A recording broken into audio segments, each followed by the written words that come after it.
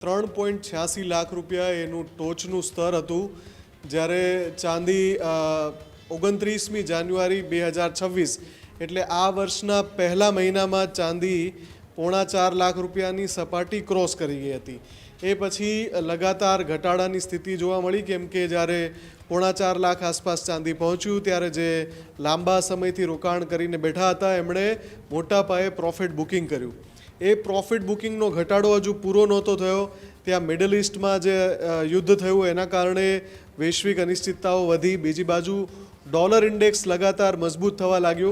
આ બે પરિબળોએ ભેગા થઈને ચાંદીમાં એવો ઘટાડો જોવા મળ્યો કે જે કોઈએ ધારણા નહોતી કરી, એટલે કે ચાંદી એની ટોચની સપાટીથી 1.5 લાખ રૂપિયા સસ્તી થઈ ગઈ છે। પ્રતિ કિલોગ્રામ 1.5 લાખ રૂપિયા ભાવ ઘટી ગયો છે। એક્ઝેક્ટ 1,50,000નો અત્યારે દર ઘટીને 2,36,000 રૂપિયા પ્રતિ કિલોગ્રામના સ્તરે આવી ગઈ છે। ત્યારે ઘણા બધા જાણકારો છે જે એવું કહી રહ્યા છે કે આ ઘટાડે ખરીદીની તક છે।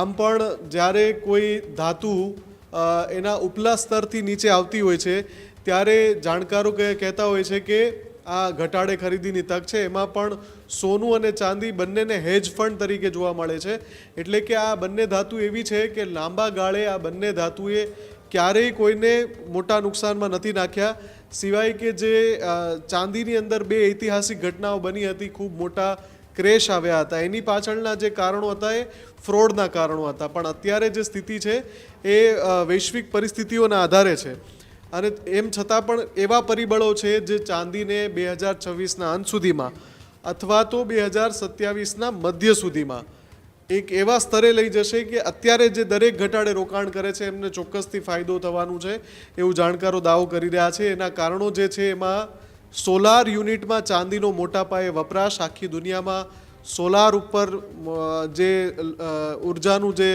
સ્થાનાંતર થઈ રહ્યું છે, સોલાર યુનિટ વેચાઈ રહ્યા છે, ઇન્સ્ટોલ થઈ રહ્યા છે, એટલે ચાંદીની માંગ વધી રહી છે। બીજું સૌથી મોટું પરિબળ છે ઇલેક્ટ્રિક વ્હીકલ્સ, ઇલેક્ટ્રિક વાહનોનું જે વેચાણ થઈ રહ્યું છે એની બેટરીમાં ચાંદી જોઈએ છે, દરેક બેટરીમાં ચાંદીનો અમુક ગ્રામ ચાંદીનો વપરાશ થાય છે, એટલે એમાં પણ મોટા પાયે ડિમાન્ડ છે।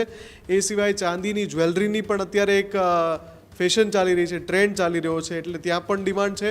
અને ચાંદીનું જે સૌથી વધારે ઉત્પાદન થાય છે ચીન અને મેક્સિકો, ત્યાંથી ચાંદીની નિકાસ એટલી બધી માત્રામાં નથી થઈ રહી અને ત્યાંની લોકલ ઇન્ડસ્ટ્રીમાં જ ચાંદીની એટલી ડિમાન્ડ છે કે આગળ જતાં ચાંદી પહોંચી શકે નહીં। એટલે આ જે મેં પરિબળો ગણાવ્યા એ બધા જ પરિબળોને ભેગા કરીએ તો ચાંદી 3 લાખ પ્રતિ કિલોગ્રામની સપાટી આરામથી પાર કરશે, સમય લેશે પણ આરામથી 3 લાખ 3.5 લાખ રૂપિયા પ્રતિ કિલોગ્રામના સ્તરે પહોંચશે।